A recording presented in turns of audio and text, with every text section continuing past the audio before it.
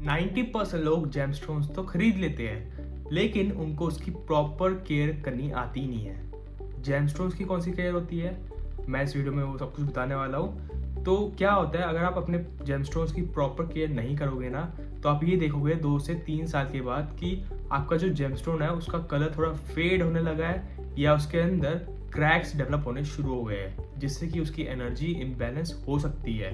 तो अगर आपको ये जानना है कि आप अपने जेमस्टोन्स की प्रॉपर केयर कैसे कर सकते हो, तो ये वीडियो पूरी देखो। और मैं इधर ना ही सिंथेटिक, ना ही लैब ग्रोन और ना ही ट्रीटेड स्टोन्स की बात कर रहा हूँ, सिर्फ मैं नेचुरल स्टोन्स के बारे में ही बात कर रहा हूँ। तो मैं हूँ एक सर्टिफाइड जेमोलॉजिस्ट और इस वीडियो में मैं आपको बताने वाला हूँ कि क्यों आपके जो जेमस्टोन का कलर है वो धीरे धीरे फेड होने लगता है, क्यों उसमें क्रैक्स डेवलप होते हैं, कौन से स्टोन्स सबसे ज़्यादा सेंसिटिव होते हैं और कैसे आप अपने जेमस्टोन ज्वेलरी को जनरेशनल वेल्थ बना सकते हो। तो सबसे पहले ये समझिए कि जेमस्टोन्स का कलर फेड क्यों होता है। इसका फर्स्ट रीजन यही है, सनलाइट से एक्सपोज करना। कुछ स्टोन्स सनलाइट से सेंसिटिव होते हैं, जैसे कि एमेथिस्ट यानी कि जामुनिया, सेकंड होता है कुनजाइट और तीसरा होता है टोपैज।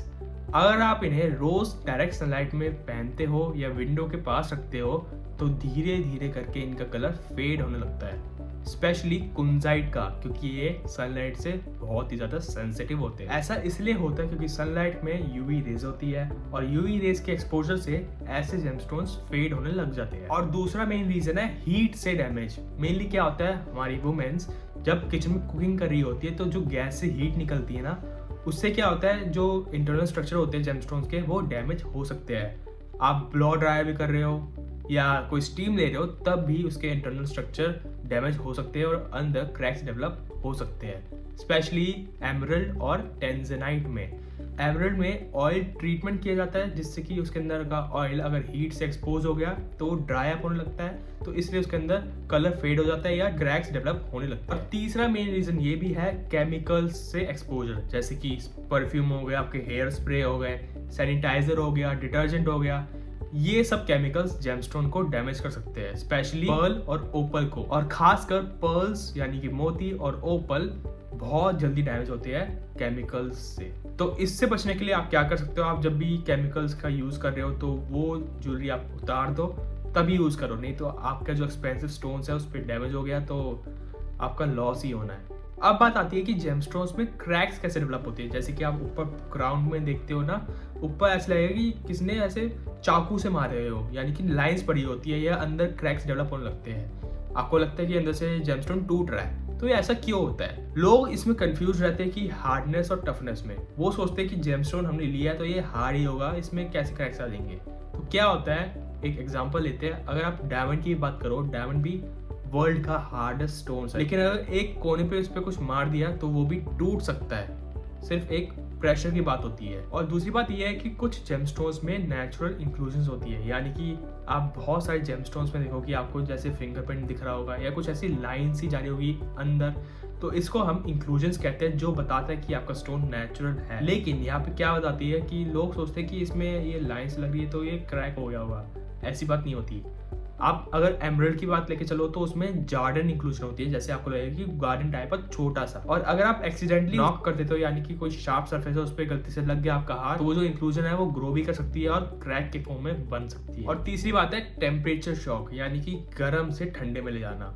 आप मान के चलो, आप बाहर गर्मी में, जैसे अब गर्मी आने वाली है, आप बाहर गर्मी से सीधा एक AC वाले रूम में आ गए, तो ये जो टेम्परेचर का चेंज हुआ है ना, इससे भी आपका जेमस्टोन क्रैक हो सकता है। स्पेशली कौन कौन से जेमस्टोन्स, टेंजेनाइट और ओपल। और ओपल क्या करता है, अपना मॉइस्चर लूज भी कर सकता है। तो ये जो टेम्परेचर चेंज हुआ है, जो टेम्परेचर का शॉक लगा ना आपके जेमस्टोन को, इससे भी आपके जेमस्टोन्स क्रैक हो सकते हैं, स्पेशली ओपल और टेंजेनाइट। और ओपल में जो क्रैक्स डेवलप होते हैं, उस फिनोमेना को कहते हैं हम क्रेजिंग।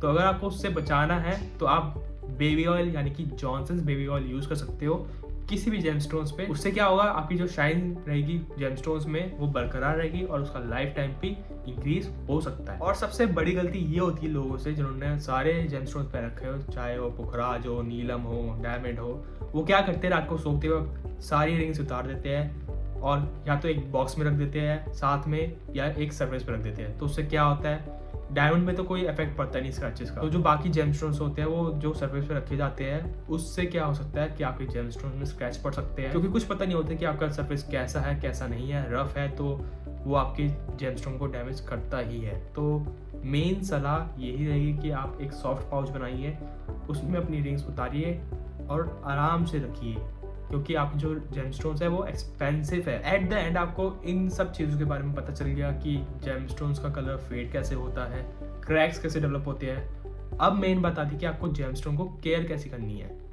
आप कुछ मत कीजिए, सिर्फ जॉनसन्स बेबी ऑयल लीजिए, उससे हर महीने या हर हफ्ते हो सके तो एक दिन में आपको उससे साफ करना है।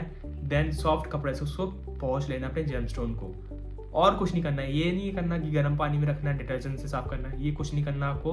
उससे क्या होता है, आपके डिटर्जेंट में केमिकल्स हो सकते हैं जो कि आपके जेमस्टोन को कम्प्लीटली डैमेज कर सकते हैं। सेफ यही है कि आप जॉनसन्स बेबी ऑयल यूज़ कीजिए, वीक में एक बार या महीने में एक बार अपने जेमस्टोन को साफ कीजिए साफ कपड़े से, बस यही करना है और ज़्यादा कुछ नहीं करना। तो अगर आपको वीडियो पसंद आई हो तो आप ज़्यादा से ज़्यादा लाइक कीजिए, ज़्यादा से ज़्यादा लोगों के साथ शेयर कीजिए और सब्सक्राइब करना मत भूलना। इससे मुझे भी सपोर्ट बना रहता है आपको जेमस्टोन्स के बारे में नॉलेज देने का। अगर आज की वीडियो हेल्पफुल लगी हो तो कमेंट में लिखना कि आपने कौन सा जेमस्टोन पहना है और आप उसकी प्रॉपर केयर करते हो या नहीं। और अगर आपको एस्ट्रोलॉजिकली एंगल से जेमस्टोन गाइडेंस चाहिए तो आप मुझे इस नंबर पर व्हाट्सअप कर सकते हो, कभी कहीं से भी कैसे भी। तो मिलते हैं नेक्स्ट वीडियो में। और अगर आपको किसी भी टॉपिक के ऊपर वीडियो बनवानी हो तो आप कमेंट कर सकते हैं, देन मैं उस पर रिसर्च करके एक अच्छी सी एंगेजिंग वीडियो आपके लिए बना दूंगा। ओके, तब तक के लिए अपना एनर्जी बचा के रखें और जेमस्टोन्स को स्कैम बोलना बंद कीजिए।